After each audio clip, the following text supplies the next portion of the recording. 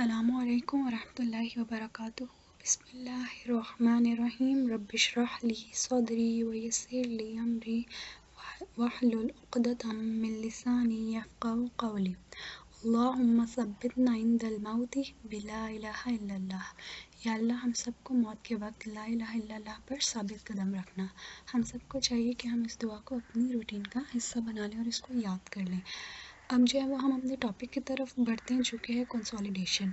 ये पार्ट 2 है। इससे पहले जो है वो पार्ट 1 था जिसके अंदर हमने जो है वो production of x-ray, different radiolucent and radiopaque चीज़ों के बारे में पढ़ा था, फैट, एयर, सॉफ्ट टिश्यू के बारे में और जोन्स ऑफ लंग्स पढ़ी थी। अब जो है वो हम पढ़ेंगे इंशाल्लाह कंसोलिडेशन, एटेलेक्टेसिस या lung collapse, pleural effusion and जो है वो नीमोथोरिक्स। तो सबसे पहले स्टार्ट करते हैं हम कंसोलिडेशन से। कंसोलिडेशन क्या है? एयर, जो हमारे पास लंग के अंदर एयर होती है वो रिप्लेस हो जाती है किसी और चीज़ से। अब अगर एयर जो है वो रिप्लेस हुई है फ्लूइड से यानी वाटर कंटेंट से, तो फिर हम इसको कहेंगे कंसोलिडेशन। ये इसकी जो है वो डायग्राम आ गई कंसोलिडेशन की। यहाँ पे क्या हो रहा है कि जो लंग की एयर थी वो रिप्लेस हो गई है यहाँ पे वाटर कंटेंट फ्लूइड के साथ। अब फ्लूइड क्या होता है? रेडियो ओपैक होता है, यानी वो ज़्यादा एयर से डेंसिटी रखता है और वो एक्सरेज को अब्जॉर्ब करता है, तो हमें ये जो है वो एयर से ज़्यादा वाइटिश नज़र आ रहा है।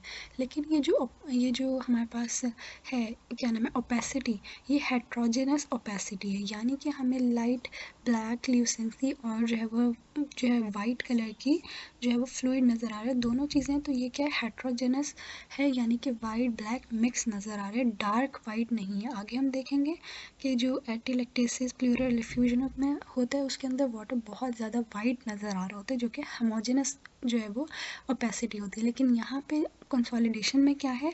जो ओपेसिटी होती है वो हेट्रोजेनस होती है, यानी डर्टी डर्टी सी जो है वो नज़र आ रही होती है। तो हमने जो चीज़ें देखनी होती हैं, फाइंडिंग्स लिखनी होती हैं, वो तो एक ये चीज़ लिखनी होती है कि ओपेसिटी किस टाइप की है, तो इसमें हेट्रोजेनस ओपेसिटी होती है। दूसरा हमें देखना होता है कि ये किस लोब की ओपेसिटी है। ये जो है वो अपर लोब की ओपेसिटी है, क्योंकि ये जो है वो उसके हार्ट के बॉर्डर्स को ब्लर नहीं कर रही। हमने पढ़ा था जो मिड लोब की होगी वो हार्ट के बॉर्डर्स को ब्लर कर देगी, तो ये हार्ट के बॉर्डर्स को ब्लर नहीं कर रही, इसलिए ये जो है वो अपर लोब की ओपेसिटी है। तो हमने जोन देख लिया, अपर जोन की ओपेसिटी, हेट्रोजेनस ओपेसिटी है। वॉल्यूम, तीसरी चीज़ है वॉल्यूम।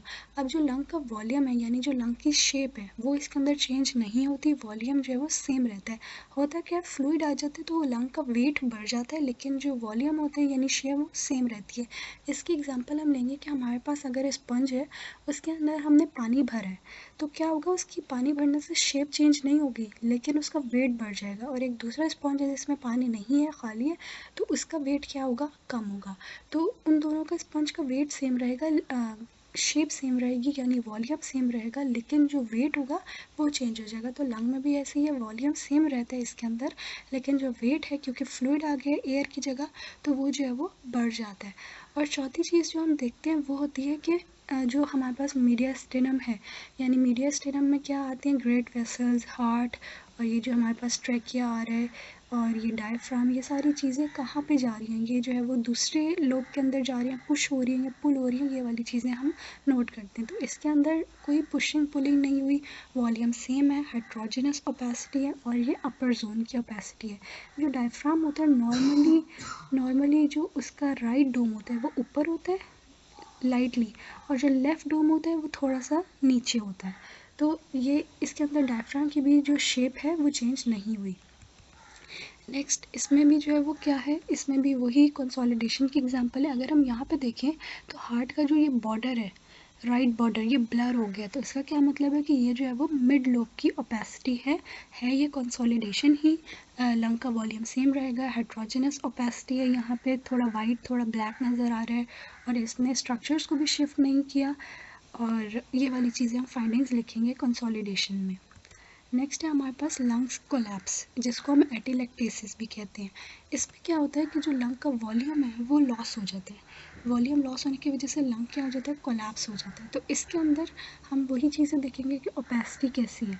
तो इसके अंदर हेट्रोजेनस नहीं है, इसके अंदर होमोजेनस ओपेसिटी होती है, यानी थोड़ा सा ज़्यादा वाइट और प्लेन एक स्मूथ शीट नज़र आ रही होती है।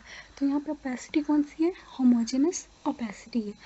दूसरी चीज़ ये कि ये क्या करती है कि जो मीडियास्टेनम यानी जो स्ट्रक्चर्स होते हैं हार्ट ग्रेड वेसल्स उसको अपनी तरफ पुल कर लेती है। तो जैसे देखिए ये जो ट्रैकिया है ये भी डेविएट हो रहा है राइट साइड पे। इसका क्या मतलब है कि ये ओपेसिटी राइट साइड की है और ये लोब कौन सा इन्वॉल्व है, अपर लोब।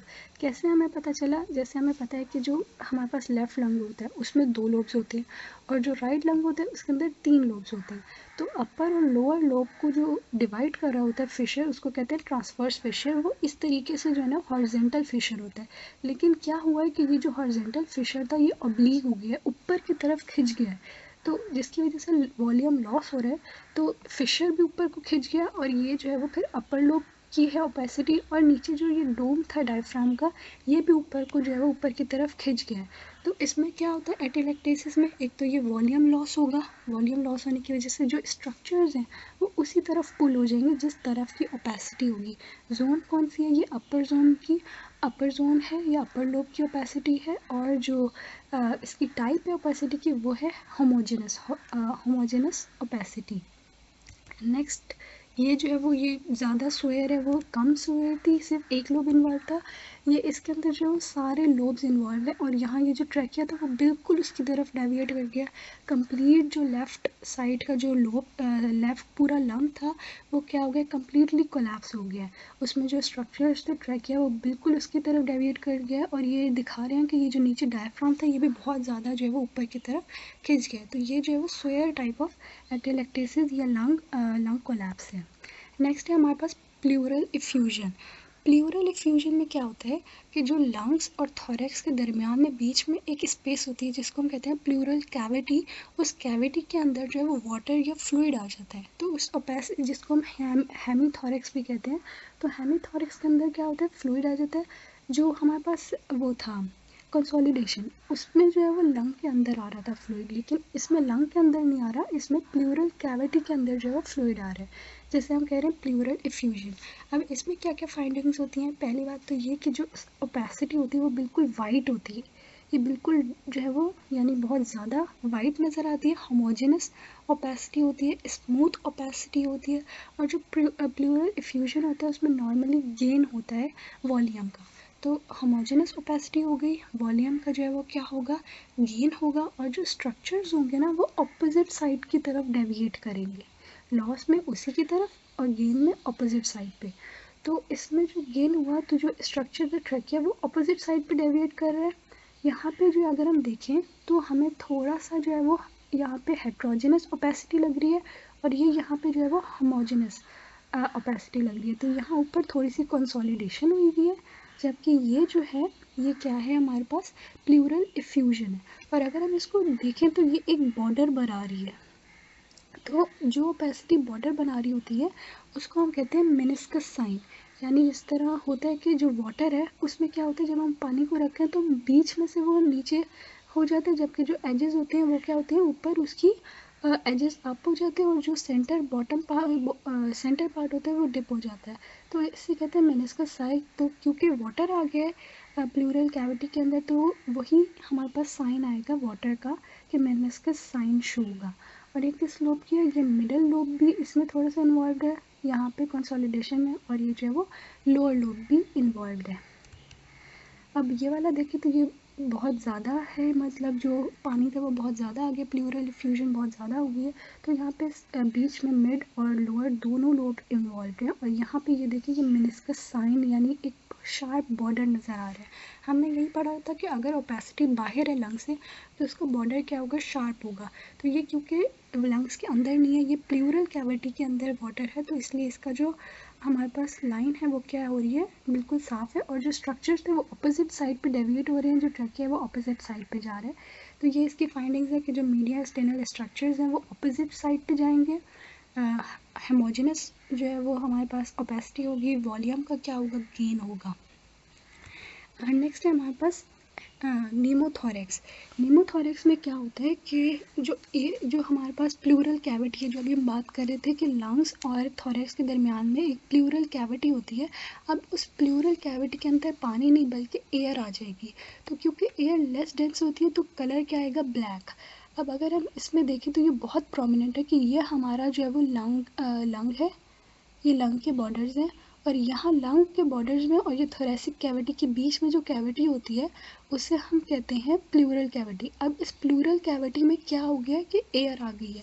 अब जो एयर है वो जेट ब्लैक कलर की होती है, यानी रेडियोलूसेंट होती है। तो अब हम क्या कहेंगे कि ओपेसिटी किस टाइप की है, रेडियोलूसेंट, रेडियोसेंसीज जिसे हम कहते हैं। तो ओपेसिटी रेडियोलूसेंट टाइप की, रेडियो ओपैक नहीं, रेडियोलूसेंट। एक चीज़ ये होगी कि रेडियोलूसेंट है, लोब्स क्या है, सारे लोब्स इन्वॉल्व है इसमें, यानी कि ये ऊपर भी जा रही है, नीचे भी, सारी तरफ है। और इसका जो है ना वॉल्यूम डिक्रीज़ होता है लंग का। ये जो लंग है इसका वॉल्यूम डिक्रीज़ यानी इसके शेप क्या हो गया, कम हो गया। तो ये इसके जो है वो फीचर्स होते हैं कि शेप इसकी क्या हो जाती है, छोटी, वॉल्यूम लॉस होता है। यहाँ पे हमारे पास जो है वो रेडियोलूसेंट वो होती है, रेडियोलूसेंट नज़र आ रहा होता है हमें। और दूसरी चीज़ ये कि जो मीडियास्टिनल स्ट्रक्चर्स होते हैं वो ऑपोजिट साइड पे डाइवेट करते हैं। इसमें तो अभी नहीं कर रहे, लेकिन जो है क्या नाम है, अभी हम नेक्स्ट पिक्चर देखेंगे जिसके अंदर बहुत ज़्यादा। अच्छा, अब ये किस लोब की है, ये किस साइड की है, ये लेफ़्ट साइड की ओपेसिटी है। यहाँ देखिए कितना ज़्यादा है, ये लंग इतना छोटा सा हो गया और ये सारी जो है वो जेट ब्लैक रेडियोलूसेंट जो है वो एयर आ गई है। तो इसमें भी जो स्ट्रक्चर्स हैं वो क्या होंगे, दूसरी तरफ ऑपोजिट साइड पे धक्का मारेगी और लंग और क्या होगा, दूसरी तरफ आ जाएगा। अब इसमें कौन सी लोब की, ये नीचे वाले, यहाँ पे ये ब्लैक जेट एयर हमें नज़र आ रही है। तो यहाँ ये लोअर लोब में जो है वो रेडियोलूसेंसी है, नीमोथोरेक्स है। अब इसमें क्या हो रहा है कि इसमें बेबी के कम्प्लीटली जो लंग था, जो हमारे पास राइट लंग था उसके अंदर एयर आ गई है। और जो हमारे पास प्लूरल कैविटी था उसके अंदर एयर आ गई है। तो जो ये हमारे पास लंग था वो पूरा ही पूरा क्या हो गया, दूसरी तरफ डेविएट हो रहा है। यहाँ तक कि ये ट्रैकिया भी दूसरी तरफ चला गया और सारे स्ट्रक्चर्स दूसरी तरफ चले गए हैं। तो इसको हम कहते हैं टेंशन हीमोथोरेक्स। टेंशन हीमोथोरेक्स तब कहलाएगा जब जो स्ट्रक्चर्स होते हैं वो दूसरी तरफ जो है वो डेविएट हो जाए। तो यहाँ कम्प्लीटली एयर आ गई है और जो स्ट्रक्चर्स थे वो दूसरी तरफ डेविएट कर गए हैं। और जो डोम था हमारे पास डायफ्राम का वो नीचे की तरफ हो गया, क्योंकि इसमें क्या होता है कि वॉल्यूम जो है वो लंग का वॉल्यूम कम हो रहा होता है लेकिन प्लूरल कैविटी का वॉल्यूम बढ़ रहा होता है, जिसकी वजह से वो नीचे की तरफ डायफ्राम को धक्का मार देता है। नेक्स्ट अब ये जो है हम नेक्स्ट वीडियो में डिस्कस करेंगे। तो अस्सलामु अलैकुम रहमतुल्लाहि व बरकातुहू।